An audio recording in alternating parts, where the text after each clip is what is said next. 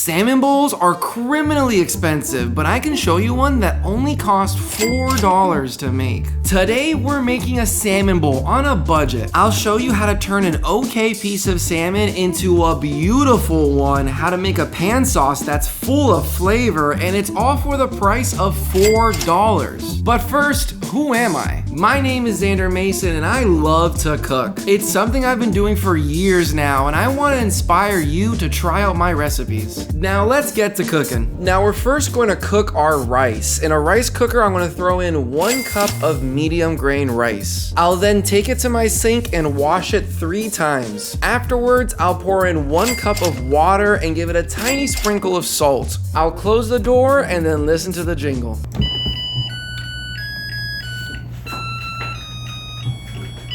Now we're gonna grab our knife and do all of our chopping work. We'll first cut 1 green onion, separating the whites from the greens, and then slice them both the same way, but slice the whites a little thinner. We'll also chop 6 grams worth or 1 tablespoon of Italian parsley. I'm also gonna julienne 1 carrot with a julienne peeler. If you don't have this little tool, just slice your carrots the same way you did the green onions, but a little thinner. And I'm also gonna quickly pickle these carrots by pouring in 50 grams or 3 tablespoons of white distilled vinegar in a pot, along with 50 grams or 3 tablespoons of water. Bring it to a quick boil and then pour it over your carrots and you're done. You have a quick pickled carrot. The longer it'll sit in there, the better it'll taste, by the way. From there, I'll zest the skin of 1 lemon and then I'll also juice that lemon as well. Now this next part is optional, but I'm going to chop 5 grams or 1 teaspoon of capers. I'm a huge fan of capers, but I'll admit this recipe doesn't really need it, and you guys might not like it. Plus, not using it brings the total cost down. I'll next grab 1 can of corn, which is surprisingly cheap for how much corn you get, and it tastes pretty good. Now we're done with all of our chopping, and it's time to move along to our salmon. But before we can get to the salmon, I would greatly appreciate if you guys could drop a like and subscribe. Putting together these videos takes a ton of work, and just dropping a like helps me out so much more than you realize. Now let's get back to the salmon. In the spirit of trying to make this as cheap as possible, I went with this frozen salmon from Aldi. It only costs $1.50, which is insanely cheap, but there are some drawbacks. It's not the prettiest of pieces. It's very thin and there's a lot of cuts and tears, which I'm assuming is from freezing and thawing it out again. There is also some slight fishiness to it, but it's honestly not bad at all, and all this can be fixed with how we cook it. I'm going to first season my salmon with salt on both sides. Then the side from which I want to present the fish on, I'll crack some fresh black pepper as well as sprinkle on a little bit of garlic powder and paprika as well. When we sear our salmon, all those herbs and spices are gonna brown, forming a little crust that makes the fish look way more presentable and appetizing. Plus, it just makes it taste better. Who wants an under-seasoned fish? Speaking of searing, I'm gonna grab a non-stick pan, setting it to high heat, and once hot, I'll pour in 1 tablespoon's worth of olive oil. I'll then lay down my salmon away from me and sear the side we put our seasoning on. Now this is a thin piece of salmon, so it's gonna cook quickly. I'm only gonna give it a 1-minute sear. Halfway through that 1 minute, I'm gonna toss in the whites of our green onions, and after a full minute has passed, with a spatula, I'll flip our salmon, and it's now looking much better. It's got some beautiful color, and with a little help of the herbs, it browned very nicely, making it look way more presentable than before. I'll lower our heat to medium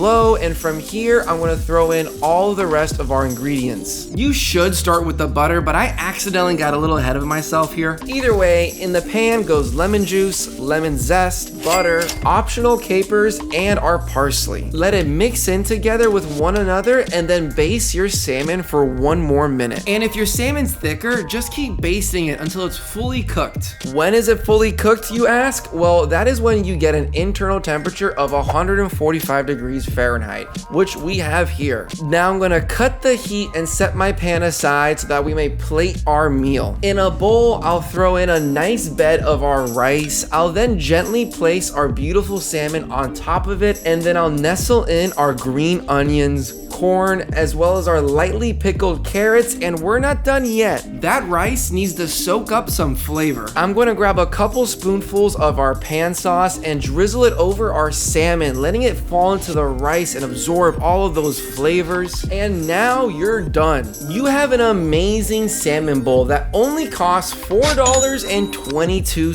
That is an insane price, but are the flavors there as well? Okay. We have a salmon bowl, which only cost us this much cash. It smells actually really good. Let's just dig into it.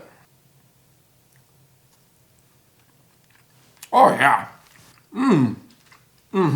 Initial fears, that was gonna taste fishy. Zero fishiness. It has a nice little crust from that initial sear, and the capers and the lemon and the butter all mixed together well, and it made a great sauce. You have no idea this salmon was frozen salmon. It tastes delicious. It's phenomenal. I'm trying to find something wrong with it. I can't. I honestly can't. For as cheap as this is, the flavor we got from it is insane. We've maximized the flavor potential with the least amount of cash as possible.